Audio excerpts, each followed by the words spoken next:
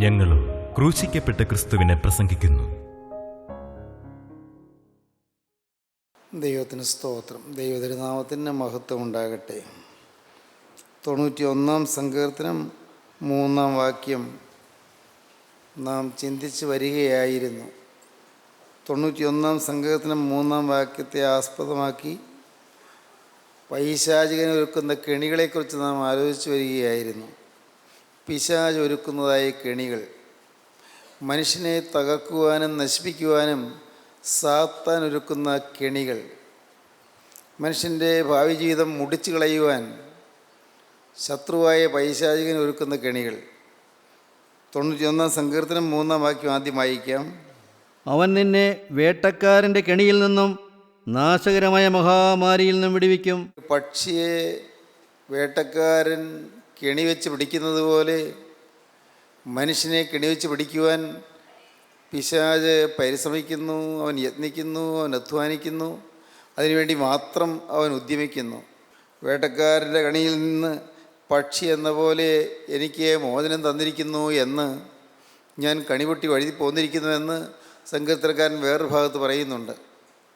വേട്ടക്കാരൻ്റെ കണിയിൽ നിന്നും നാശകരമായ മഹാമാരിയിൽ നിന്നും അവനെ വിടുവിക്കും എന്ന് ദാവീദ് സന്തോഷത്തോടെ ദൈവത്തെ സ്തുതിച്ചുകൊണ്ട് പറയുന്നുണ്ട്. 124 സങ്കീർത്തനത്തിൻ്റെ 7 വാക്യം വായിക്കുമ്പോഴാണ് നാം കാണുന്നത്, വേട്ടക്കാരുടെ കണിയിൽ നിന്ന് പക്ഷി എന്ന പോലെ ഞാൻ വഴുതി പോന്നിരിക്കുന്നു, കണിപൊട്ടി വഴുതി പോന്നിരിക്കുന്നു എന്ന്. നമുക്ക് വായിക്കാം. 124 സങ്കീർത്തനം 7 വാക്യം. വേട്ടക്കാരുടെ കെണിയിൽ നിന്ന് പക്ഷി എന്ന പോലെ നമ്മുടെ പ്രാണൻ വഴുതി പോന്നിരിക്കുന്നു. വേട്ടക്കാരുടെ കണിയിൽ നിന്ന് പക്ഷി എന്ന പോലെ നമ്മുടെ പ്രാണൻ വഴുതി പോന്നിരിക്കുന്നു. കെണി പൊട്ടി നാം വഴുതി പോന്നിരിക്കുന്നു. കെണി പൊട്ടി നാം വഴുതി പോന്നിരിക്കുന്നു. കെണി പൊട്ടി നാം വഴുതി പോന്നിരിക്കുന്നു. ട്രാപ്പ് വെച്ചതാണ്, കെണി വെച്ചതാണ്, എന്നാൽ കെണി പൊട്ടി വഴുതി പോന്നിരിക്കുന്നു, കെണി വീണതാണ്. എങ്കിലും വേട്ടക്കാരൻ്റെ കെണിയിൽ നിന്നും അവൻ്റെ വലയിൽ നിന്നും നാം വഴുതി പോന്നിരിക്കുന്നു, നാം രക്ഷപ്പെട്ടു പോന്നിരിക്കുന്നു. അതുതന്നെ 140 സങ്കീർത്തനത്തിൽ നാം കാണുന്നുണ്ട്. 140 സങ്കീർത്തനം 5 വാക്യം നമുക്ക് വായിക്കാം. 142 സങ്കീർത്തനം 3 വാക്യം വായിക്കാം. ഗർവികൾ എനിക്കായി കെണിയും കയറും മറച്ചു വച്ചിരിക്കുന്നു, വഴിയരികെ അവർ വല വിരിച്ചിരിക്കുന്നു, അവർ എനിക്കായി കുടുക്കുകൾ വച്ചിരിക്കുന്നു. ദുഷ്ടനായ പൈശാചികൻ ചിലരെ എനിക്കെതിരായി ഒരുക്കി എന്നെ കെണിയിൽ വീഴിക്കുവാൻ പരിശ്രമിക്കുന്നു. ഗർവികൾ എനിക്കായി കെണിയും കയറും മറച്ചു വച്ചിരിക്കുന്നു, വഴിയരികെ അവർ വല വിരിച്ചിരിക്കുന്നു, അവർ എനിക്കായി കുടുക്കുകൾ വെച്ചിരിക്കുന്നു. കുടുക്ക് വെച്ചിരിക്കുകയാണ്, കെണി വെച്ചിരിക്കുകയാണ്. ദുഷ്ടന്മാരായ ആളുകൾ, ഗർവികൾ, പിശാചിൻ്റെ കയ്യിലെ ആയുധങ്ങളായി പ്രവർത്തിക്കുന്ന ആളുകൾ എനിക്കായി കെണിയും കയറും മറച്ചു വച്ചിരിക്കുന്നു, വഴിയരികെ അവർ വല വിരിച്ചിരിക്കുന്നു, അവർ എനിക്കായി കുടുക്കുകൾ വെച്ചിരിക്കുന്നു. 142 സങ്കീർത്തനം 3 വാക്യം. ഞാൻ നടക്കുന്ന പാതയിൽ അവർ എനിക്ക് ഒരു കെണി ഒളിച്ചു വച്ചിരിക്കുന്നു. ഞാൻ നടക്കുന്ന പാതയിൽ അവർ എനിക്ക് ഒരു കെണി ഒളിച്ചു വച്ചിരിക്കുന്നു. ദൈവത്തിന് സ്തോത്രം. ഞാൻ നടക്കുന്ന പാതയിൽ അവർ എനിക്ക് ഒരു കെണി ഒരുക്കി വച്ചിരിക്കുന്നു. കെണി പൊട്ടി വഴുതി പോന്നു. വേട്ടക്കാരുടെ കെണിയിൽ നിന്ന്, നാശകരമായ മഹാമാരിയിൽ നിന്ന് ദൈവം എന്നെ വിടുവിക്കും. ദാവീദ് വലഞ്ഞു പോയൊരു മനുഷ്യനാണ്. കഴിഞ്ഞ പ്രാവശ്യം നാം ചിന്തിച്ചു ദാവീദ് പാപത്തിൻ്റെ കെണിയിൽ വീണതിനെക്കുറിച്ച്. പാപത്തിൻ്റെ കെണി, പാപം അതൊരു കെണി പോലെ നമ്മെ വീഴിക്കുവാൻ പിശാച് ഉദ്യമിക്കുന്ന വളരെ വളരെ ഭയാനകമായ ഒരു രംഗമാണ് പാപം. പിശാചിൻ്റെ കെണി പാപത്തിൽ കൂടിയാണ് നമ്മെ വശീകരിക്കുന്നത്, കെണിയിൽ വീഴിക്കുന്നത്. പാപം വരാതെ നിന്നാൽ നാം കെണിയിൽ വീഴുകയില്ല. ബുദ്ധിയോടെ, വളരെ ശ്രദ്ധയോടെ, വളരെ സൂക്ഷ്മതയോടെ നാം നിൽക്കുമെങ്കിൽ കെണിയിൽ വീഴാതെ നമുക്ക് രക്ഷപ്പെടാം. ശത്രു ഒരുക്കുന്ന കെണിയിൽ വീഴാതെ രക്ഷപ്പെടാം. പാപം വരാതിരുന്നാൽ മതി, നമ്മെ തന്നെ സൂക്ഷിച്ചാൽ മതി. വേദപുസ്തകം പറയുന്നു, ദൈവത്തിൽ നിന്ന് ജനിച്ചവൻ തന്നെത്താൻ സൂക്ഷിക്കുന്നു, ദുഷ്ടൻ അവനെ തൊടുന്നതുമില്ല. പൈശാചികൻ തൊടാതിരിക്കും. കെണിയിൽ, കുടുക്കിൽ, വലയിൽ കുരുങ്ങാതെ നമുക്ക് രക്ഷപ്പെടാം. നാം പാപം കൂടാതെ നിന്നാൽ മാത്രം മതി. നമ്മുടെ ജീവിതത്തിൽ പാപം വന്നാൽ ശത്രുവിൻ്റെ കെണിയിൽ നാം വീണുപോകും. ദാവീദ് കെണിയിൽ വീണുപോയി, പാപത്തിൻ്റെ കെണിയിൽ വീണുപോയി. പാപത്തിൻ്റെ കെണിയിൽ വീണു. നാം ഒടുവിൽ ചിന്തിച്ചു വെച്ചത് ദാവീദിന് കുറ്റബോധം കിട്ടാതിരുന്നു എന്നാണ്. പാപം വന്നു, ഏറ്റവും ഹീനമായ പാതകം വന്നു, മ്ലേച്ഛമായ പാപം വന്നു. പക്ഷേ ഭയാനകമായ കാര്യം, പാപം വന്നു എന്ന് ദാവീദ് അറിഞ്ഞില്ല. ദാവീദിനറിയാമായിരുന്നു. പക്ഷേ പാപം എന്നുള്ള ആ കാര്യത്തിൻ്റെ ഗൗരവം ദാവീദിൻ്റെ ഹൃദയത്തിൽ തട്ടിയില്ല. നമ്മുടെ ജീവിതത്തിൽ നാം ആരും തികഞ്ഞവരല്ല. മനസ്സറിഞ്ഞ് ഒരു പാപപ്രവൃത്തിയിലേക്ക് നാം പോകരുത്. ഒരു കാരണവശാലും പോകരുത്. പാപത്തിൻ്റെ പ്രവൃത്തിയിലേക്ക് പോകരുത്. നമ്മുടെ ഈ ശരീരത്തിലെ ഒരു അവയവം കൊണ്ടും നാം പാപം ചെയ്യരുത്. പക്ഷേ ചിന്തയിൽ, നമ്മുടെ വിചാരത്തിൽ, നമ്മുടെ വികാരത്തിൽ, നമ്മുടെ ആഗ്രഹത്തിൽ, നമ്മുടെ മോഹത്തിൽ, നമ്മുടെ നിരൂപണത്തിൽ, നമ്മുടെ മനോരാജ്യത്തിൽ, നമ്മുടെ ആലോചനകളിൽ പക്ഷേ പാപം വന്നു എന്ന് വന്നേക്കാം. പാപം വരാം. അതിനപ്പുറത്തേക്ക് വാക്കിലേക്ക് പാപം മാറരുത്, പ്രവൃത്തിയിലേക്ക് പാപം മാറരുത്. നാം അതിൽ കരുതലുള്ളവരായിരിക്കേണ്ടതാണ്. ദൈവത്തിൽ നിന്ന് ജനിച്ചവൻ തന്നെ താൻ സൂക്ഷിക്കുന്നു. കാതലായ ഒരു ചോദ്യം ഇവിടെ ഉദിക്കുന്നുണ്ട്. എൻ്റെ ജീവിതത്തിൽ ഞാൻ വീണ്ടും ജന്മം പ്രാപിച്ചിട്ടുണ്ടോ?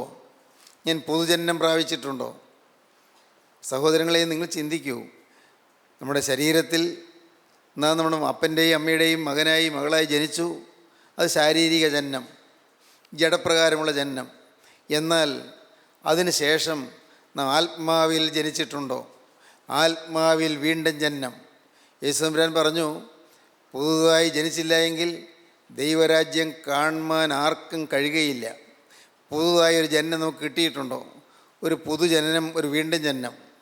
റീജനറേഷൻ എന്ന് പറയാം, ബോൺ അഗെയിൻ എക്സ്പീരിയൻസ് എന്ന് പറയാം. ഏതായാലും പറയുന്ന വാക്ക് ഏതുമാകട്ടെ, നമുക്കൊരു അനുഭവം വേണം, പുതിയ ജന്മത്തിൻ്റെ അനുഭവം. പഴയ മനുഷ്യൻ മരിച്ചു, പഴയ മനുഷ്യൻ കുഴിച്ചിടപ്പെട്ടു, പുതിയ മനുഷ്യൻ ഉയർത്തെഴുന്നേറ്റു. നമ്മുടെ ജീവിതത്തിൽ അതാണ് സംഭവിക്കേണ്ടത്. അത് നമ്മുടെ ഓരോരുത്തരുടെയും ജീവിതത്തിൽ നിന്ന് അനുഭവിക്കേണ്ടതാണ്. പഴയ മനുഷ്യൻ മരിച്ചുപോയി, പഴയ കോപമുള്ള മനുഷ്യൻ മരിച്ചുപോയി, പഴയ വഴക്കുള്ള മനുഷ്യൻ മരിച്ചുപോയി, പഴയ വൈരാഗ്യമുള്ള മനുഷ്യൻ മരിച്ചുപോയി, പഴയ മുഷിച്ചിലുള്ള മനുഷ്യൻ മരിച്ചുപോയി, പഴയ വാശിയും പിണക്കവുമുള്ള മനുഷ്യൻ മരിച്ചുപോയി, പഴയ ദുർമോഹങ്ങളുള്ള മനുഷ്യൻ മരിച്ചുപോയി, പഴയ സ്വഭാവമുള്ള മനുഷ്യൻ മരിച്ചുപോയി. എന്നാൽ മരിച്ചുപോയ മനുഷ്യൻ അടക്കപ്പെട്ടു. എന്നിട്ടോ ഒരു പുതിയ മനുഷ്യൻ ഉയർത്തെഴുന്നേറ്റു. ഈ ഒരു മഹാഭാഗ്യമാണ് നമുക്ക് ലഭിക്കേണ്ടത്. പുതുതായ ജന്മം, വീണ്ടും ജന്മം. അത് നമ്മുടെ ജീവിതത്തിൽ നമുക്ക് കിട്ടിയിട്ടുണ്ടോ നാം ചിന്തിക്കേണ്ടതാണ്. പുതുതായ ജന്മം അതൊരിക്കലായിട്ട് സംഭവിക്കേണ്ടതാണ്. ഒരു മാനസാന്തരം കിട്ടുന്നെങ്കിൽ അതൊരു മഹാഭാഗ്യമാണ്. പഴയ മനുഷ്യൻ മരിക്കുന്ന ഒരു ഭാഗ്യം. സഹോദരങ്ങളെ, നിങ്ങൾ ദയവായി ചിന്തിക്കൂ. നമ്മുടെ ജീവിതത്തിൽ അത് ലഭിച്ചില്ലെങ്കിൽ ഇപ്പോൾ ഇത് കേട്ടുകൊണ്ടിരിക്കുമ്പോൾ നിങ്ങൾക്ക് സ്വന്തമായൊരു ദാഹം വരട്ടെ. കർത്താവേ, ഞാൻ പുതുതായി ജനിച്ചുവോ? ഞാൻ വീണ്ടും ജന്മം അനുഭവിച്ചുവോ? എനിക്കൊരു മാനസാന്തരം വന്നുവോ? ഞാൻ വചനം കേട്ടു, വേദപുസ്തകവുമായി ഞാൻ വചനം ശുശ്രൂഷയ്ക്ക് വന്നു. ഞാൻ ദൈവത്തിൻ്റെ വേലയ്ക്ക് വേണ്ടി ബന്ധപ്പെട്ട് ഓടുകയും പ്രവർത്തിക്കുകയും ചെലവഴിക്കുകയും ചെയ്തു. പക്ഷേ എനിക്കൊരു പുതിയ ജന്മം ലഭിച്ചുവോ? പുതുജനനം. പുതുതായി ജനിച്ചില്ല എങ്കിൽ ദൈവരാജ്യം കാണുവാൻ ആർക്കും കഴിയുകയില്ല. വളരെ ഗൗരവമേറിയ ചോദ്യമാണിത്, ഗൗരവമേറിയ പ്രശ്നമാണിത്. ഇത് നിത്യതയോളം നിലനിൽക്കുന്ന കാര്യമാണ്. ഇത് ഏതാനും ദിവസത്തേക്കുള്ളൊരു കാര്യമല്ല. നമ്മുടെ ഈ ഭൗതിക ജീവിതം കൊണ്ട് തീരുന്ന കാര്യമല്ല. ഈ ലോക ജീവിതം കഴിഞ്ഞ് നിത്യതയിലേക്ക് കടന്നു ചെല്ലുമ്പോഴാണ് നാം വീണ്ടും ജന്മം അനുഭവിക്കാതെയാണ് ചെല്ലുന്നതെങ്കിൽ, യേശു ക്രിസ്തുവിൻ്റെ ആത്മാവ് തമ്മിൽ ജനിച്ചിട്ടില്ല എങ്കിൽ നമ്മുടെ ജീവിതം ഏറ്റവും വലിയ അവതാളത്തിലായി പോകും, ഏറ്റവും വലിയ കനത്ത നഷ്ടത്തിലായി പോകും. വളരെ ഗൗരവമാണത്. ഇന്ന് ദയവായി നിങ്ങൾ ചിന്തിക്കൂ. നിങ്ങളുടെ ജീവിതത്തിലേക്ക് നിങ്ങൾ തന്നെ തിരിഞ്ഞു നോക്കിക്കൊണ്ട് ചിന്തിക്കൂ. എനിക്കൊരു വീണ്ടും ജന്മം കിട്ടിയോ? ഇത്രാം തീയതി ഇത്ര മണിക്ക് ഇന്ന സമയത്ത് ഞാൻ വീണ്ടും ജന്മം പ്രാപിച്ചു എന്ന് ആർക്കും പറയാൻ പറ്റണമെന്നില്ല. ഇന്ന സമയത്ത് ഞാൻ മാനസാന്തരപ്പെട്ടുവെന്ന് ഒരു പ്രത്യേക ദിവസം പറയാൻ പറ്റണമെന്നില്ല, ഒരു പ്രത്യേക സമയം പറയാൻ പറ്റണമെന്നില്ല. അതൊരു അനുഗ്രഹീതമായൊരു പ്രക്രിയയാണ്. നമ്മുടെ ജീവിതത്തിൽ നടക്കേണ്ടതായ ഒരു പ്രോസസ്സാണ്, ഒരു വലിയ പ്രവർത്തനമാണ്. പല നാളുകൾ വചനം കേട്ടുകൊണ്ടിരിക്കുമ്പോൾ ഏതോ ഒരു സമയത്ത് പരിശുദ്ധാത്മാവ് നമ്മുടെ മേൽ ആവസിക്കുകയാണ്. ഏതോ ഒരു സമയത്ത്. ആ സമയം നാം അറിയണമെന്നില്ല, ആ സമയം നമുക്ക് തിരിച്ചറിയാൻ പറ്റണമെന്നില്ല. എന്നാൽ ചിലർക്ക് അത് തിരിച്ചറിയാൻ പറ്റിയെന്ന് വരാം. വ്യക്തമായ അനുഭവം ലഭിക്കുന്നവർ, വ്യക്തമായി യേശു ക്രിസ്തുവിൻ്റെ ആത്മാവ് എൻ്റെ മേൽ താണിറങ്ങി വന്ന് എൻ്റെ ഉള്ളത്തിലേക്ക് കടന്നു വന്നു എന്ന് അനുഭവിക്കുന്ന ആ അനുഭവത്തിൻ്റെ നല്ല ചൂടുള്ള അനുഗ്രഹീതമായ അനുഭവം ഉള്ളവരുണ്ട്. നല്ലതാണ്. ഇല്ലേ, അതുകൊണ്ട് ഇല്ലെങ്കിലും കുഴപ്പമില്ല. നിങ്ങളുടെ ജീവിതത്തിൽ നിങ്ങൾ പഴയ മനുഷ്യൻ മരിച്ചു എന്നുള്ള നല്ലൊരു ഉറപ്പ് നിങ്ങൾ സമ്പാദിക്കണം. അത് നിങ്ങൾ തന്നെ നേടേണ്ടതാണ്, വേറെ ആരും പറഞ്ഞു തരേണ്ടതല്ല. നിങ്ങൾക്ക് തന്നെ ഉറപ്പ് വരണം, ഞാൻ പഴയ മനുഷ്യൻ മരിച്ചുവോ, എൻ്റെ ജീവിതത്തിലൊരു പുതിയ ജീവിതം തുടങ്ങിയോ, ഞാൻ പഴയ സ്വഭാവങ്ങളെല്ലാം മരിച്ചുപോയോ. തീർച്ചയായും നമ്മുടെ ഈ പ്രാർത്ഥനാ യോഗത്തിന് വരുന്ന ക്രിസ്ത്യൻ റിവൈവൽ ഫെലോഷിപ്പിൻ്റെ യോഗങ്ങളിൽ വരുന്ന അനേകം ആളുകൾ വാസ്തവമായും വീണ്ടും ജനം അനുഭവിക്കുന്നവരുണ്ട്, മാനസാന്തരപ്പെട്ടവരുണ്ട്. അവർ തികഞ്ഞവരായി എന്നല്ല, ഒരു ശിശു ജനിച്ചു അതുകൊണ്ടെല്ലാം ആയില്ലല്ലോ. ശിശു ജനിച്ചു, ജന്മമില്ലാതെ പിന്നെ വളരുന്നതെങ്ങനെ, ജന്മമില്ലാതെ പിന്നെ ഓടുന്നതെങ്ങനെ, ജന്മമില്ലാതെ പിന്നെ പ്രവർത്തിക്കുന്നതെങ്ങനെ? ജനിച്ചു, ഒരു ശിശു ജനിച്ചു. ഒരു ശിശു ജനിച്ചാൽ ആ ശിശുവിന് വളർച്ച വേണം. ജനിച്ച ശിശുവിന് പിന്നെ പാൽ കൊടുത്ത് വളർത്തണം. അമ്മയുടെ മുലപ്പാൽ കൊടുക്കണം, അല്ല കുപ്പിപ്പാൽ കൊടുക്കണം. ആ കുഞ്ഞിന് ആവശ്യമുള്ള ആഹാരം കൊടുക്കണം. അതാത് പ്രായത്തിനെ പറ്റി ആഹാരം കൊടുത്തുകൊണ്ടിരിക്കണം. ആഹാരം കൊടുക്കണം. ഏതാണ് ആഹാരം? പത്രോസിൻ്റെ 1-ാമത്തെ ലേഖനം 2-ാം അധ്യായം 1-ാം വാക്യം വായിക്കാം. അപ്പോസ്തലനായ പത്രോസ് എഴുതിയ 1-ാമത്തെ ലേഖനം 2-ാം അധ്യായം 1-ാം വാക്യം. ഏതാണ് ശിശുവിന് കിട്ടേണ്ടതായ ആഹാരം? ആകയാൽ സകല ദുഷ്ടതയും എല്ലാ ചതിവും വ്യാജഭാവവും അസൂയയും എല്ലാ നുണയും നീക്കിക്കളഞ്ഞ് ഇപ്പോൾ ജനിച്ച ശിശുക്കളെ പോലെ രക്ഷയ്ക്കായി വളരുവാൻ വചനമെന്ന മായമില്ലാത്ത പാൽ കുടിപ്പാൻ വാഞ്ചിപ്പീൻ. രക്ഷയ്ക്കായി വളരുവാൻ വചനമെന്ന മായമില്ലാത്ത പാൽ കുടിപ്പാൻ വാഞ്ചിപ്പീൻ. ഇപ്പോൾ ജനിച്ച ശിശുക്കളെ പോലെ. ശിശുവിന് പാൽ ആവശ്യമാണ്, ശിശുവിന് ആഹാരം ആവശ്യമാണ്, അതാത് പ്രായത്തിനകത്ത് ആഹാരം ആവശ്യമാണ്. വചനമെന്ന മായമില്ലാത്ത പാല്. ഈ പാല് അത് കിട്ടുന്ന സ്ഥലമാണ് ദൈവത്തിൻ്റെ വചനം പറയുന്ന കൂട്ടായ്മ യോഗങ്ങൾ, പരിശുദ്ധാത്മാവ് പ്രവർത്തിക്കുന്ന ആത്മീയ പ്രവർത്തനങ്ങൾ. ദൈവത്തിന് സ്തോത്രം. നമ്മുടെ ഈ കൂട്ടായ്മയിൽ വരുന്നവർക്ക് വചനം കർത്താവ് തരുന്നുണ്ട്.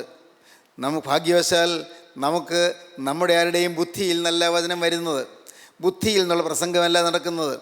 നമ്മുടെ ഈ കൂട്ടായ്മയിൽ വരുന്നവർക്കറിയാം നമുക്ക് കിട്ടുന്നത് ഉയരത്തിൽ നിന്ന്, സ്വർഗത്തിൽ നിന്ന് പരിശുദ്ധാത്മാവ് ഒഴുക്കി തരുന്നതായ ജീവജല സമൃദ്ധിയാണ്, ജീവജലത്തിൻ്റെ പ്രവാഹമാണ്, ആത്മാവിൻ്റെ പ്രവാഹം. ജീവജലം നമ്മിലേക്ക് ഒഴുക്കി തരികയാണ്. ഈ ജീവനുള്ള ജലം അത് കുടിച്ച് നമ്മുടെ ദാഹം തീർക്കുന്നു. വചനമെന്ന മായമില്ലാത്ത പാൽ കുടിച്ച് നാം രക്ഷയ്ക്കായി വളരുന്നു. രക്ഷയ്ക്കായി വളരുവാൻ, ഇപ്പോൾ ജനിച്ച ശിശുക്കളെ പോലെ രക്ഷയ്ക്കായി വളരുവാൻ വചനമെന്ന മായമില്ലാത്ത പാൽ കുടിപ്പാൻ വാഞ്ചിപ്പീൻ. വചനമെന്ന മായമില്ലാത്ത പാൽ കുടിക്കണം. ഇത് മുടങ്ങാതെ കുടിച്ചുകൊണ്ടിരിക്കണം. വല്ലപ്പോഴും ഒരിക്കൽ ഒരു ദിവസം വന്ന് വചനം കേട്ടിട്ട് പോയാൽ പ്രയോജനമില്ല. ഒരു ശിശുവിന് ഒരു ദിവസം പാൽ കൊടുത്തു, പിന്നെ ഒരാഴ്ചത്തേക്ക് പാൽ കൊടുത്തില്ലെങ്കിൽ എന്തായിരിക്കും ആ കുഞ്ഞിൻ്റെ സ്ഥിതി? അനേകർ ഇന്ന് ബാലമരണം വരുന്നു, ശിശുമരണം സംഭവിക്കുന്നു. ബാലമരണം, ശിശുമരണം, ആഹാരമില്ലാതെ മരിക്കുന്നു എന്ന് പറഞ്ഞാൽ എന്താണ്? വചനം കിട്ടുന്നില്ല, വചനത്തിന് ദാഹമില്ല, വചനം പ്രാപിക്കുന്നില്ല. അതുകൊണ്ട് അവരുടെ ആത്മീയ ജീവിതത്തിൻ്റെ ആരംഭത്തിൽ തന്നെ അവർ കെട്ടുപോകുന്നു, അവരുടെ ആത്മാവ് മരിച്ചു പോകുന്നു. ഗലാത്യ സഭയ്ക്ക് പറ്റിയ ഒരു അപകടം അതാണ്. ഗലാത്യ സഭയ്ക്ക് അങ്ങനെ അപകടം പറ്റി. അവർ കൃപയിൽ നിന്ന് വീണുപോയി. അവർ വാസ്തവത്തിൽ ഗലാത്യയിലുള്ള ദൈവമക്കൾ, അവരിലേക്ക് ചില ദുരുപദേശങ്ങൾ കടന്നു വന്നു. ചില ശത്രുവായ പൈശാചികൻ നല്ല പാല് കുടിച്ചുകൊണ്ടിരുന്ന മക്കൾക്ക് അവൻ അല്പം വിഷം കലർത്തിയ പാല് കൊടുത്തു. വിഷം കലർത്തിയ പാല് അത് പിശാച് കൊടുത്തതാണ്, സാത്താൻ കൊടുക്കുന്നതാണ്. വീണ്ടും ഞാൻ അനുഭവിച്ച ദൈവമക്കൾക്ക് പിശാച് ചില പാല് വിഷം കലർത്തി കൊടുക്കും. ചില അരുതാത്ത ചിന്തകൾ അവരുടെ ഹൃദയത്തിൽ കടത്തിവിടും, ചില നിരീശ്വര ചിന്തകൾ കടത്തിവിടും, ചില ചോദ്യചിഹ്നങ്ങൾ ഉണ്ടാക്കും, ചില കാര്യങ്ങളിൽ അഭിപ്രായ വ്യത്യാസം ഉണ്ടാക്കും. ചിലത് മനസ്സിലാകുന്നില്ല എന്ന് വരുമ്പോൾ അതിനെ ചോദ്യം ചെയ്യാൻ തുടങ്ങും. അങ്ങനെ ദൈവത്തിൻ്റെ പരിശുദ്ധാത്മാവിൻ്റെ പ്രവൃത്തികളെ ചോദ്യം ചെയ്യുകയും ദൈവവിശ്വാസത്തെ സംശയിക്കുകയും ചെയ്യുന്ന സമയത്ത് അവരിലുണ്ടായതായ ദൈവത്തിൻ്റെ ആത്മാവ് കെട്ടുപോകും, ദൈവത്തിൻ്റെ ആത്മാവ് മരിച്ചു പോകും. ആത്മാവ് മരിച്ച അവസ്ഥ വരും. അപ്പോൾ അവർ ആത്മാവിൽ വീണുപോകും, തകർന്നു പോകും. ഗലാത്യ സഭയിലുള്ള വിശ്വാസികൾക്ക് അതാണ് പറ്റിയത്. അവരിൽ ചിലർ ദുരുപദേശങ്ങൾക്ക് ചെവി കൊടുത്തു. അവരിൽ ചിലർ പരസ്പരം വാഗ്വാദം ചെയ്യാൻ തുടങ്ങി, പരസ്പരം തർക്കിക്കാൻ തുടങ്ങി. 1-ാം നൂറ്റാണ്ടിൽ തന്നെ അപ്പോസ്തലനായ പൗലോസ് ദൈവത്തിൻ്റെ വേല ചെയ്തുകൊണ്ട് നടക്കുന്ന കാലത്ത് തന്നെ ഗലാത്യ സഭയിലുള്ള ദൈവമക്കൾക്ക് ഈ അനർത്ഥം സംഭവിച്ചു. അവർ പരസ്പരം വാഗ്വാദം തുടങ്ങി. അവർ ആത്മീയമായ കാര്യങ്ങളെക്കുറിച്ച് തന്നെയാണ് വാഗ്വാദം. അവരുടെ ജീവിതത്തിൽ വിശ്വാസബന്ധമായ കാര്യങ്ങളെക്കുറിച്ചാണ് വാഗ്വാദം. ഈ വാഗ്വാദം നടന്നപ്പോൾ എന്തു പറ്റിയെന്നറിയാമോ? ആത്മാവിൽ ആരംഭിച്ചു, ജഡത്തിലേക്ക് ആയിപ്പോയി. ആത്മാവിൽ തുടങ്ങിയതാണ്, പക്ഷേ ജഡമായിപ്പോയി എന്ന് പറഞ്ഞാൽ നിർജീവമായിപ്പോയി. ജഡീകമായ പ്രവർത്തനങ്ങൾ, പുറമേ ബാഹ്യമായ ആത്മീയമായ കാര്യങ്ങളുണ്ട്, പക്ഷേ ആത്മാവ് നിർജ്ജീവമായി പോയി. അപ്പോഴാണ് അപ്പോസ്തലൻ പറയുന്നത്, നിങ്ങൾ കൃപയിൽ നിന്ന് വീണുപോയല്ലോ എന്ന്. ഗലാത്യലേഖനം 5-ാം അധ്യായം ആദ്യ ഭാഗം വായിക്കുമ്പോൾ കാണാം, നിങ്ങൾക്ക് സ്വാതന്ത്ര്യം കിട്ടിയവരായിരുന്നു, പക്ഷേ നിങ്ങൾ സ്വാതന്ത്ര്യം നഷ്ടപ്പെടുത്തിയല്ലോ. പിശാചിൻ്റെ ജയിലറയിൽ നിന്ന് മോചനം കിട്ടിയവരായിരുന്നു, പക്ഷേ നിങ്ങൾ പിശാചിൻ്റെ ജയിലറയിൽ കുടുങ്ങിപ്പോയല്ലോ. സാത്താൻ നിങ്ങളെ കെണിയിൽ വീഴിച്ചല്ലോ. പിശാച് നിങ്ങളെ തന്ത്രപൂർവ്വം വശീകരിച്ച് കുടുക്കിലാക്കിയല്ലോ. നിങ്ങൾക്ക് അപകടം പറ്റിപ്പോയല്ലോ. നുഴഞ്ഞു വന്ന കള്ള സഹോദരന്മാരുടെ വാക്കുകൾ നിങ്ങൾ കേട്ടുപോയല്ലോ. സഹോദരന്മാരാണ്, കൂട്ടായ്മക്കാരാണ്, പക്ഷേ നുഴഞ്ഞു വന്ന കള്ള സഹോദരന്മാരാണ്, കള്ള അപ്പോസ്തലന്മാരാണ്. അവർ പറഞ്ഞത് കേട്ട് നിങ്ങൾ വഴിതെറ്റിപ്പോയല്ലോ. അവരും ദൈവത്തിൻ്റെ വചനമാണ് പറഞ്ഞത്, അവരും വേദപുസ്തകത്തിലെ കാര്യങ്ങളാണ് പറഞ്ഞത്, അത് നല്ല കാര്യങ്ങളാണ് തോന്നാവുന്ന രീതിയിലാണ് അവർ പറഞ്ഞത്, പക്ഷേ അത് കേട്ട് നിങ്ങൾ കുടുങ്ങിപ്പോയല്ലോ, കെണിയിൽ വീണുപോയല്ലോ. അപ്പോസ്തലൻ പറയുകയാണ്, നമുക്ക് വായിക്കാം ഗലാത്യലേഖനം 5-ാം അധ്യായം 1-ാം വാക്യം മുതൽ. സ്വാതന്ത്ര്യത്തിനായിട്ട് ക്രിസ്തു നമ്മെ സ്വതന്ത്രരാക്കി, ആകയാൽ അതിൽ ഉറച്ചു നിൽപ്പീൻ. അടിമനുഖത്തിൽ പിന്നെയും കുടുങ്ങിപ്പോകരുത്. നിങ്ങൾ പരിച്ഛേദനയേറ്റാൽ ക്രിസ്തുവിനെ കൊണ്ട് നിങ്ങൾക്കൊരു പ്രയോജനവുമില്ല എന്ന് പൗലോസായി ഞാൻ നിങ്ങളോട് പറയുന്നു. പരിച്ഛേദനയേൽക്കുന്ന ഏതു മനുഷ്യനോടും അവൻ ന്യായപ്രമാണം മുഴുവനും നിവർത്തിപ്പാൻ കടപ്പെട്ടിരിക്കുന്നു എന്ന് ഞാൻ പിന്നെയും സാക്ഷീകരിക്കുന്നു. ന്യായപ്രമാണത്താൽ നീതീകരിക്കപ്പെടുവാൻ ഇച്ഛിക്കുന്ന നിങ്ങൾ ക്രിസ്തുവിനോട് വേർപെട്ടുപോയി. നിങ്ങൾ കൃപയിൽ നിന്ന് വീണുപോയി. ദൈവത്തിന് സ്തോത്രം. വിശ്വാസബന്ധമായ കാര്യത്തിലാണ് പ്രശ്നം വന്നത്. അതിപ്പോൾ ഞാൻ വിശദീകരിക്കുന്നില്ല. വിശ്വാസബന്ധമായ കാര്യങ്ങൾ ന്യായപ്രമാണത്താൽ നീതീകരിക്കപ്പെടുമെന്ന് നിങ്ങൾ ചിന്തിച്ചതുകൊണ്ട് നിങ്ങൾ കൃപയിൽ നിന്ന് വീണുപോയി, നിങ്ങൾ ക്രിസ്തുവിനോട് വേർപെട്ടുപോയി. അതുകൊണ്ട് എന്തു പറ്റി? ആത്മാവ് മരിച്ചുപോയി. അപ്പോസ്തലനായ പൗലോസ് അവരോട് പറയുന്നുണ്ട്, നിങ്ങൾ ജനിക്കുവാൻ ഞാൻ പ്രസവവേദനപ്പെടുന്നു എന്ന്. ക്രിസ്തു നിങ്ങൾ ഉരുവാകുവാൻ ഞാൻ പിന്നെയും പ്രസവവേദനപ്പെടുന്നു എന്ന്. ഒരമ്മ ശിശുവിനെ പ്രസവിക്കുവാൻ പ്രസവവേദനപ്പെടുന്നത് പോലെ അപ്പോസ്തലനായ പൗലോസ് പ്രസവവേദനപ്പെടുന്നു. എന്തിന്? യേശു അവരിൽ പിന്നെയും ജനിക്കണം. വീണ്ടും ജനം ലഭിച്ചവരായിരുന്നു, പക്ഷേ ആ കൃപയിൽ നിന്ന് വീണുപോയി, അവർ ആത്മാവിൽ മരിച്ചുപോയി. ഇനിയും അവർ ജീവൻ പ്രാപിക്കണം. ഗലാത്യലേഖനം 4-ാം അധ്യായം വായിക്കാം. 4-ാം അധ്യായത്തിൻ്റെ 19-ാം വാക്യം വായിക്കാം. ക്രിസ്തു നിങ്ങളിൽ ഉരുവാകുവോളം ഞാൻ പിന്നെയും പ്രസവവേദനപ്പെടുന്നവരായ എൻ്റെ കുഞ്ഞുങ്ങളെ, ഇന്ന് നിങ്ങളുടെ അടുക്കലിരുന്ന് എൻ്റെ ശബ്ദം മാറ്റുവാൻ കഴിഞ്ഞിരുന്നുവെങ്കിൽ കൊള്ളായിരുന്നു. ഞാൻ നിങ്ങളെക്കുറിച്ച് വിഷമിക്കുന്നു. എനിക്ക് വിഷമമാണ് മക്കളെ നിങ്ങളെക്കുറിച്ച്. നിങ്ങളെല്ലാം നഷ്ടപ്പെടുത്തി കളഞ്ഞല്ലോ. നിങ്ങൾ വീണ്ടും ജനിച്ചവരായിരുന്നു, എന്നാൽ നിങ്ങൾ കൃപയിൽ നിന്ന് വീണുപോയല്ലോ. നിങ്ങൾ പിശാചിൻ്റെ കെണിയിൽ നിന്ന് രക്ഷപ്പെട്ടവരായിരുന്നു, പക്ഷേ പിന്നെയും നിങ്ങൾ കൃപയിൽ നിന്ന് വീണുപോയി. നിങ്ങൾ പിശാചിൻ്റെ കെണിയിൽ വീണുപോയി. പിശാചിൻ്റെ കുടുക്കിലും വലയിലും നിങ്ങൾ പെട്ടുപോയി. അനർത്ഥമായി പോയല്ലോ. എൻ്റെ മക്കളെ, ഞാൻ നിങ്ങളെക്കുറിച്ച് വിഷമിക്കുന്നു. ക്രിസ്തു നിങ്ങൾ ഉരുവാകുവോളം ഞാൻ പിന്നെയും പ്രസവവേദനപ്പെടുന്നു. നിങ്ങളെക്കുറിച്ച് ക്രിസ്തു നിങ്ങൾ ഉരുവാകുവോളം ഞാൻ പിന്നെയും പ്രസവവേദനപ്പെടുന്നു. സഹോദരീ സഹോദരന്മാരെ, ഇന്ന് ഇത് കേട്ടുകൊണ്ടിരിക്കുമ്പോൾ നിങ്ങൾ ദയവായി ചിന്തിക്കൂ. ഒരിക്കൽ മാനസാന്തരം കിട്ടിയവരാണ്, ഒരിക്കൽ വീണ്ടും ജനം അനുഭവിച്ചവരാണ്, ആത്മാവിൻ്റെ ലഹരിയിൽ ദൈവത്തെ സ്തുതിച്ചവരാണ്. ഒരു പ്രത്യേക സുഖം ഉണ്ടായിരുന്നില്ലേ അന്ന്? ഓർത്തു നോക്കൂ. ഒരു പ്രത്യേക ലഹരി ഉണ്ടായിരുന്നില്ലേ അന്ന്? ഒന്ന് ചിന്തിച്ച് നോക്കൂ. അന്ന് നിങ്ങൾ പ്രാർത്ഥിക്കാനിരിക്കുമ്പോൾ കർത്താവ് നിങ്ങളുടെ അരികത്ത് വരുന്നു എന്നുള്ള ഒരു നല്ല ഉറപ്പ് നിങ്ങൾക്ക് കിട്ടിയിരുന്നില്ലേ? അന്ന് നിങ്ങൾ സ്തുതിക്കാനിരിക്കുമ്പോൾ പരിശുദ്ധാത്മാവ് നിങ്ങളുടെ മേൽ ഇറങ്ങി വരുന്നത് നിങ്ങൾ അനുഭവിച്ചിട്ടില്ലേ? നിങ്ങൾ പ്രാർത്ഥിച്ച വിഷയങ്ങൾ കർത്താവ് കേട്ടു എന്നുള്ള ഒരു ഉറപ്പ് നിങ്ങൾക്ക് കിട്ടിയിരുന്നില്ലേ? ഒന്ന് നിങ്ങൾ ചിന്തിക്കൂ. നിങ്ങളുടെ ജീവിതത്തിൽ കോപം നിങ്ങളെ അടുക്കാതെ വണ്ണം ഏതോ ഒരു കൃപ നിങ്ങളെ പൊതിയും നിങ്ങൾ അനുഭവിച്ചിട്ടില്ലേ? കോപം വരാൻ തുടങ്ങുമ്പോഴേക്കും ഏതോ ഒരു ശക്തി വന്ന കോപത്തെ അടിച്ചമർത്തുന്നത് നിങ്ങൾ അനുഭവിച്ചിട്ടില്ലേ? ഇല്ലേ? നിങ്ങൾ ചിന്തിച്ചു നോക്കൂ. ഇഷ്ടക്കുറവോ മുഷിച്ചിലോ വരുമായിരുന്ന സമയങ്ങളിൽ ഇപ്പോൾ അത് വരില്ല എന്ന് പറയത്തക്കവണ്ണം അതുപോലുള്ളൊരു പ്രത്യേക കൃപയും പ്രത്യേക ശക്തിയും പ്രത്യേക അനുഭവവും പ്രത്യേക അനുഗ്രഹവും നിങ്ങൾ ലഭിച്ചിരുന്നില്ലേ? എന്നാൽ ഇന്ന് നിങ്ങൾക്ക് ജീവിതത്തിൽ അത് നഷ്ടപ്പെട്ടു പോയിരിക്കുകയാണ്. ആദ്യ സ്നേഹം കളഞ്ഞു പോയിരിക്കുകയാണ്. ഒരിക്കലുണ്ടായിരുന്ന ലഹരി കുറഞ്ഞു പോയിരിക്കുകയാണ്. ലഹരി നഷ്ടപ്പെട്ടു പോയിരിക്കുകയാണ്. ആത്മാവിൻ്റെ ലഹരി അതൊരു പ്രത്യേക അനുഭൂതിയാണ്, ആത്മീയമായ അനുഭൂതി. സഹോദരീ സഹോദരങ്ങളെ, ഇന്ന് ഇത് കേൾക്കുമ്പോൾ പിശാചിൻ്റെ കെണിയിൽ പിന്നെയും പെട്ടുപോയ പല യുവാക്കളെ കേൾക്കുന്നുണ്ടാകും. പിശാചിൻ്റെ കെണിയിൽ പിന്നെയും പെട്ടുപോയി. സാത്താൻ കുരുക്കിലാക്കി കളഞ്ഞു. അവൻ ലജ്ജയില്ല, പിശാചിന് ലജ്ജയില്ല, അവന് നാണമില്ല, അവന് മടുപ്പില്ല, അവൻ പിന്നോട്ടില്ല. ഒരിക്കൽ തോറ്റുവെങ്കിലും അവൻ തോറ്റു പിന്മാറില്ല. പിന്നെയും അവസരം കിട്ടുമോ അവൻ ചാടി വന്ന് തന്ത്രത്തിൽ കയറാൻ നോക്കും, തന്ത്രപൂർവ്വം കയറാൻ നോക്കും. അകത്ത് കയറാൻ ഇങ്ങനെ ചുറ്റി നടന്നുകൊണ്ടിരിക്കും. അവൻ വളരെ കൗശലക്കാരനാണ്. ഒരാളെ ഏത് കാര്യത്തിൽ വീഴിക്കാമെന്ന് അവനറിയാം. മനുഷ്യൻ്റെ വീക്ക് പോയിൻ്റ് എവിടെയാണ്, അവൻ്റെ ബലഹീന വശം എവിടെയാണ് എന്ന് പിശാചിനറിയാം. അതുകൊണ്ട് ആ ബലഹീന വശത്ത് ആ പോയിന്റിൽ കൂടി അവൻ കടന്നു വരും, അവൻ നുഴഞ്ഞു കയറി വരും. പ്രിയപ്പെട്ടവരെ, എത്ര ശ്രദ്ധാപൂർവ്വം നിൽക്കേണ്ടതാണ് ആത്മീയ ജീവിതം. ശ്രദ്ധാപൂർവ്വം നിൽക്കേണ്ടതാണ്, വളരെ കരുതലോടെ നിൽക്കേണ്ടതാണ്. നമ്മിൽ പലരും ഇതൊന്നും ചിന്തിക്കാറില്ല.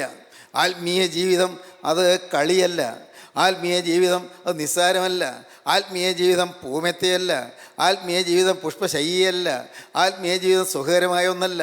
ആത്മീയ ജീവിതം പോരാട്ട ജീവിതമാണ്. ആത്മീയ ജീവിതം ശത്രുവിനോടുള്ള പോരാട്ടത്തിൻ്റെ ഏറ്റവും കരുത്തുറ്റ അനുഗ്രഹങ്ങൾ നാം കൈയാളുവാനുള്ള അനുഗ്രഹീത നിമിഷങ്ങളാണ്. നമ്മുടെ ജീവിതത്തിൽ ആത്മീയ ജീവിതം നയിപ്പാൻ ഒരു സമർപ്പണം നിങ്ങൾക്ക് വന്നിട്ടുണ്ടോ? ദയവായി നിങ്ങൾ ചിന്തിക്കൂ, നിങ്ങളുടെ ജീവിതത്തിലേക്ക് നോക്കൂ.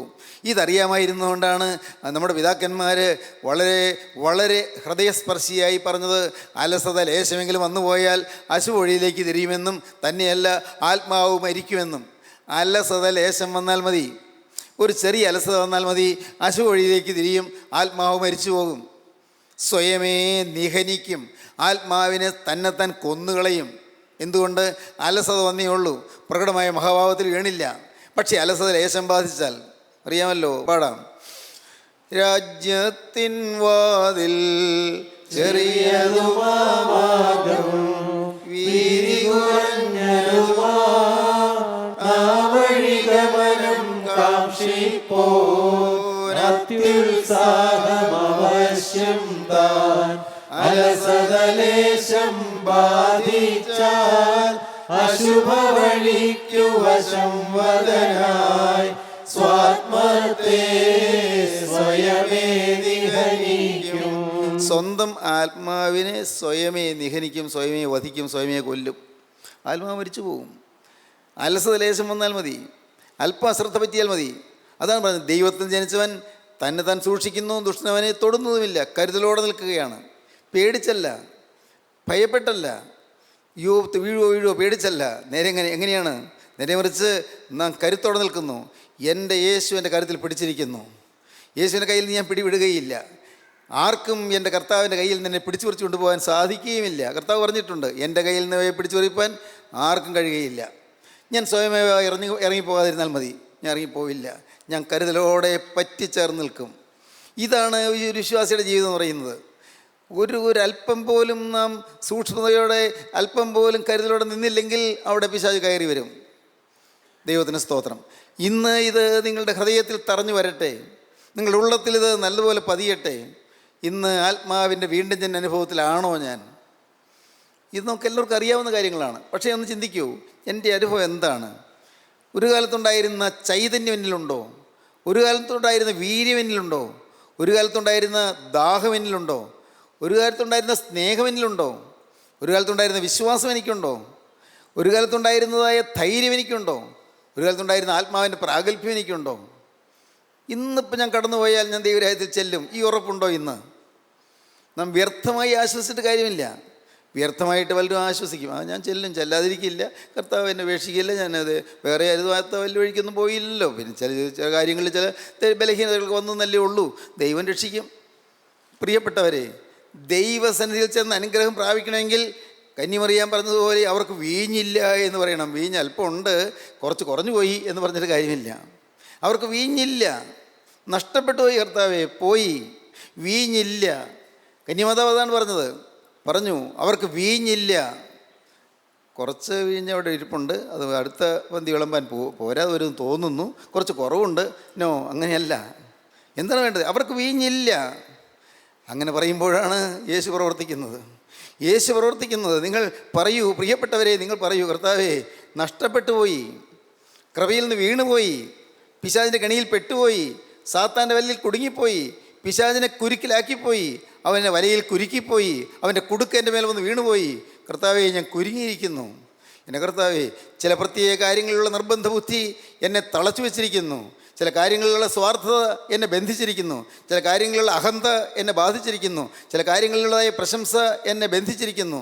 കർത്താവേ, ചില കാര്യങ്ങളിലുള്ള അഹമ്മതി എന്നെ ബന്ധിച്ചിരിക്കുന്നു. കർത്താവേ, എൻ്റെ ജീവിതത്തിൽ ചില കടുംപിടുത്തങ്ങൾ എന്നെ ബന്ധിച്ചിരിക്കുന്നു. എൻ്റെ ചില ധാരണകൾ എന്നെ ബന്ധിച്ചിരിക്കുന്നു. നാഥാ എന്നെ നീ വിടുവിക്കണമേ. ദൈവത്തിന് സ്തോത്രം. സഹോദരങ്ങളെ, ഇത് നിങ്ങൾക്ക് അനുഭവിക്കാൻ, നിങ്ങൾക്ക് പ്രാർത്ഥിക്കാൻ, നിങ്ങൾ കരങ്ങളെ കർത്താവിലേക്ക് കൊടുത്തുകൊണ്ട്, കർത്താവേ ഇതാ ഞാൻ എൻ്റെ ജീവിതം എൻ്റെ കരങ്ങളിലേക്ക് തരുന്നു എന്ന് നിങ്ങൾക്ക് പറയാം. യേശുവേ എന്നെ യഥാസ്ഥാനപ്പെടുത്തണമേ. യേശുവേ പഴയ കൃപയിലേക്ക് എന്നെ തിരിച്ചു വരുത്തണമേ. വലയിൽ നിന്ന്, പിശാചിൻ്റെ കുടുക്കിൽ നിന്ന്, ശത്രുവിൻ്റെ കെണിയിൽ നിന്ന് എന്നെ വിടുവിക്കണമേ. ദുഷ്ടപിശാച് പാപത്തിൻ്റെ കെണിയിൽ എന്നെ പെടുത്തിയിരിക്കുന്നു, എന്നെ വിടുവിക്കണമേ. നാഥ നിൻ്റെ ക്രൂശിൽ ചൊരിഞ്ഞ തിരുരക്തത്താൽ എൻ്റെ മേൽ കർത്താവേ തിരുരക്തം തളിച്ച് എന്നെ വിടുവിക്കണമേ. തിരുരക്തത്താൽ എനിക്ക് മോചനം തരണമേ കർത്താവേ. എൻ്റെ ദൈവം ആത്മാവിൻ്റെ വീര്യം നഷ്ടപ്പെട്ടു പോയ ഒരു ദൈവദാസനോട് ഇരിക്കുന്നുണ്ട് കർത്താവേ. എന്നോട് കരുണ ചെയ്യണമേ, എന്നെ വിടുവിക്കണമേ, എനിക്ക് മോചനം തരണമേ, എന്നെ രക്ഷിക്കണമേ. നിങ്ങൾ പ്രാർത്ഥിക്കൂ, നിങ്ങൾ എന്നെ സമർപ്പിക്കൂ, ദൈവകരങ്ങളിലേക്ക് നിങ്ങൾ ഏൽപ്പിക്കൂ. യേശുവിനോടൊരു പുതിയ വാക്ക് പറയൂ. യേശുവേ തിരുരക്തത്താൽ നീ എന്നെ വീണ്ടെടുത്തതിനാൽ നാഥ ഞാൻ നിന്നെ സ്തുതിക്കുന്നു. ഇന്നു മുതൽ ഒരു പുതിയ സൃഷ്ടിയായി ജീവിപ്പാൻ ഞാൻ ഇതാ തീരുമാനിച്ചിരിക്കുന്നു. തിരുരക്തം എൻ്റെ മേൽ തളിക്കണമേ, എന്നെ രക്ഷിക്കണമേ, എന്നെ വിടുവിക്കണമേ. ശത്രുവായ പൈശാചികൻ്റെ മഹാമാരിയിൽ നിന്നും, കെണിയിൽ നിന്നും, കുടുക്കിൽ നിന്നും, വലയിൽ നിന്നും, കുരുക്കിൽ നിന്നും എന്നെ വിടുവിക്കണമേ, രക്ഷിക്കണമേ. നിങ്ങൾ പ്രാർത്ഥിക്കൂ, നമുക്ക് സമർപ്പിക്കാം. കരുണയുള്ള കർത്താവേ, പിശാചിൻ്റെ കെണിയിൽ വീഴുവാൻ, പിശാചിൻ്റെ കെണിയിൽ വീഴിക്കുവാൻ ശത്രുവായ പൈശാചി ഞങ്ങളുടെ പിന്നാലെ വരുന്നുണ്ട്, നിങ്ങൾ കാണുന്നുണ്ട് കർത്താവേ. നാഥ ഞങ്ങളുടെ ബലഹീന വശങ്ങളിൽ കൂടി ഞങ്ങളെ ആക്രമിക്കാൻ ശത്രു നോക്കുന്നു, ഞങ്ങൾ അറിയുന്നു കർത്താവേ. ഞങ്ങൾക്ക് സ്വയമേവ ശത്രുവിനോട് യുദ്ധം ചെയ്യാൻ കഴിയില്ലല്ലോ. യുദ്ധം അവിടത്തേക്കാകുന്നുവല്ലോ. അവിടുന്ന് യുദ്ധം ചെയ്യണമേ കർത്താവേ. ശത്രുവിനെ തോൽപ്പിച്ച് ഞങ്ങളെ ജയിപ്പിക്കണമേ. ഞങ്ങളുടെ മേൽ കൃപ പകരണമേ. എല്ലാവരെയും അനുഗ്രഹിക്കണമേ. യേശുവിൻ നാമത്തിൽ തന്നെ. ആമീൻ. ഹല്ലേലൂയ.